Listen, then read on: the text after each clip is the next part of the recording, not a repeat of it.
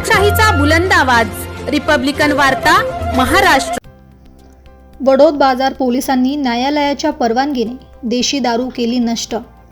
मुख्यमंत्री 100 दिवस कार्यक्रम अंतर्गत 7 कलमी आराखडा। बातमी आहे छत्रपती संभाजीनगर येथून। छत्रपती संभाजीनगर ग्रामीणचे वडोद बाजार पोलीस ठाणे येथे न्यायालयाच्या परवानगीने जप्त करण्यात आलेली देशी दारू नष्ट करण्यात आली।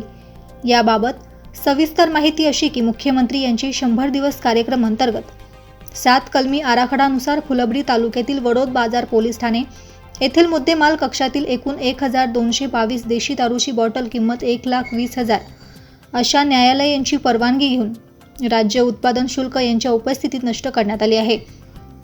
सदरची कामगिरी छत्रपती संभाजीनगर ग्रामीण पोलीस अधीक्षक doctor Vinaykumar Rathod, upper police अधीक्षक अन्नपूर्णा सिंह मॅडम, उपविभागीय पोलीस अधिकारी पूजा नांगरे मॅडम यांच्या मार्गदर्शनाखाली वडोद बाजार पोलीस ठाण्याचे सहाय्यक पोलीस निरीक्षक सुनील इंगळे, पोलीस उपनिरीक्षक झिंजुर्डे, पोलीस गवई, पोलीस अंमलदार मोरे, राज्य उत्पादन शुल्कचे निरीक्षक बीडकर यांच्या उपस्थितीमध्ये करण्यात आली आहे।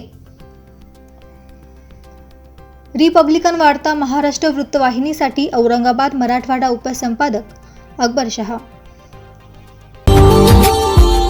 Subscribe now and press the bell icon. Never miss an update.